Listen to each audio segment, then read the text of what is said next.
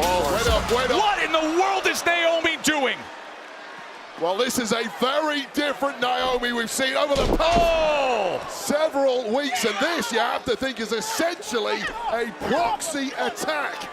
Naomi attacking the friends of Jade Cargill, the Storm, who has been the main point of attack for Naomi of late. Yeah, we just saw moments ago B-Fab and Michin giving support to Jade Cargill, and this is how Naomi reacts? Careful who you're friends with in this game, because making friends with one person is making an enemy of somebody else. Big right hands, time and again.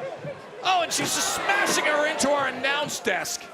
This is now beating her down is Naomi. An absolutely unhinged version of Naomi. Gone is the nice girl, but wait up. Just choking. Now look at who's coming running down. Here comes Jade Cargill. Looking like Uma Thurman from Kill Bill. And she's here for revenge.